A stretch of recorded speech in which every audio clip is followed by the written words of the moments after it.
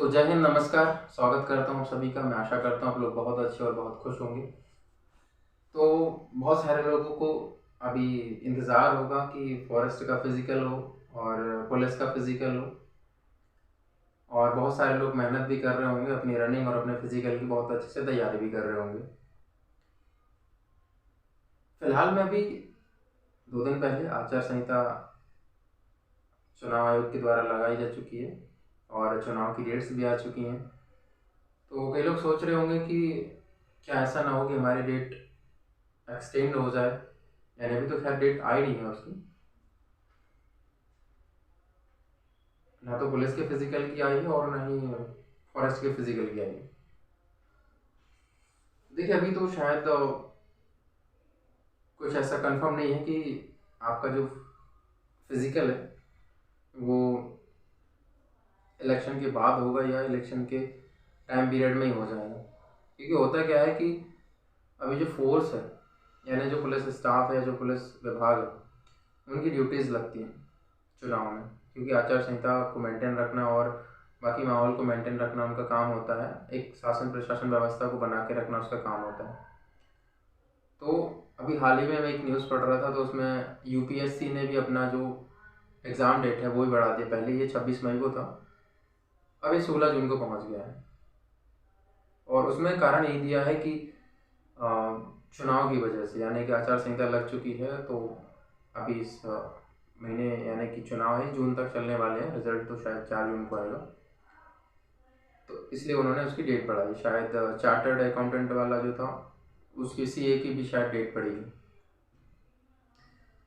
तो बहुत सारे लोग ये सोच रहे होंगे कि ऐसा तो नहीं है कि आचार संहिता लग गई है तो ऐसा ना हो फिजिकल लेट हो या इलेक्शन के बाद हो। तो जहाँ तक मुझे ऐसा लगता है कि ये स्टेट गवर्नमेंट के हाथ में है, और स्टेट गवर्नमेंट चाहे तो इसी बीच में भी करवा सकती है, उनके पास ऑप्शन होते हैं।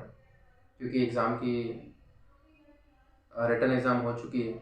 अब रही बात फिज़िकल की, तो फिज़िकल बिल्कुल आराम से वो कराया जा सकता है, लेकिन फिर वही गवर्नमेंट है, हो सकता है कि वो इलेक्शन के बाद इन चीज़ों को करवाए। बाकी आप डिमोटिवेट मत होइए किसी भी चीज़ को लेके, आप अपने आप को तैयार रखिए, आप अपने फिज़िकल की तैयारी अच्छे से रखिए। क्योंकि फॉरेस्ट का रिज़ल्ट भी आ चुका है और जेल प्रहरी का भी आ चुका है। हाल फिलहाल में इससे पहले पुलिस का रिज़ल्ट भी आया था। तो जो लोग का सिलेक्शन हुआ है वो अपने फिज़िकल में पूरा ध्यान दीजिए, तैयारी अच्छे से रखिए।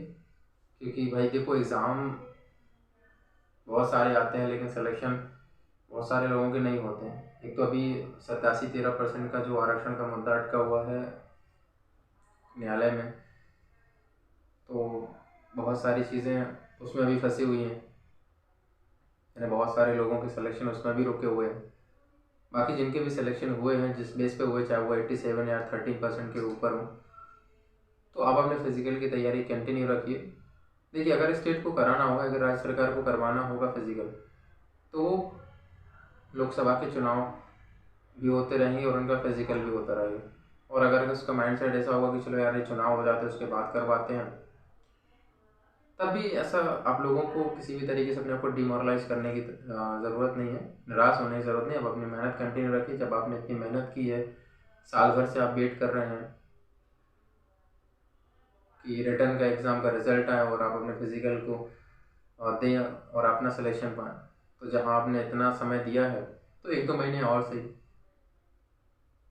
वैसे मैं उम्मीद करता हूँ कि शायद डेट अनाउंस हो जाए और अभी इसी बीच में आपका फिज़िकल भी स्टार्ट हो जाए। तो निराश मत होना, आप अभी अपने फिज़िकल की तैयारी कीजिए। क्योंकि इस बार नंबर मार्किंग है आपका पुलिस में, और फॉरेस्ट वाला अगर देखा जाए तो उसमें पैदल चाल होती है 25 किलोमीटर की, 4 घंटे में आपको निकालना होता है। और जेल प्रहरी में शायद 800 मीटर होता है। टाइमिंग अप्रॉक्स 2 मिनट 50 सेकेंड ऐसा कुछ टाइम होता है उसमें, ठीक है। और शायद शॉर्टपुट भी होता है। जेल प्रहरी में शायद 20 फीट के आसपास होता है।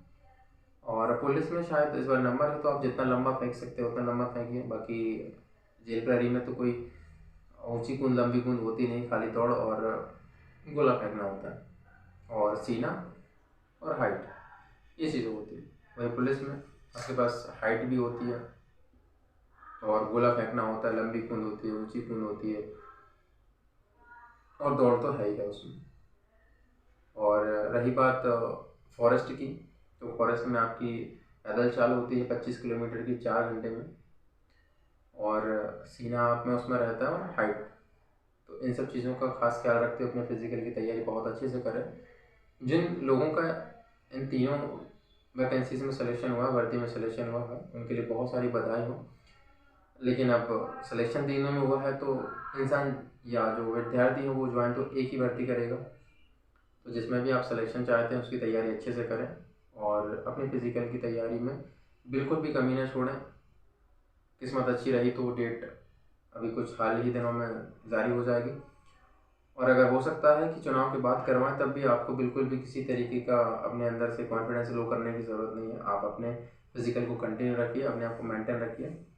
देर है दुरुस्त है लेकिन होगा ज़रूर, और आप अपना 100% दीजिए, आपका सिलेक्शन होगा और आप अपने इस वाले चीज़ें ज़रूर सफल हों। तो मेहनत करते रहिए, तैयारी करते रहिए और अपना किसी भी चीज़ में 100% दीजिए। और आखिरी में यही कहना चाहूँगा कि आप अपना और अपने परिवार का ख्याल रखिए। जय हिंद, जय भारत।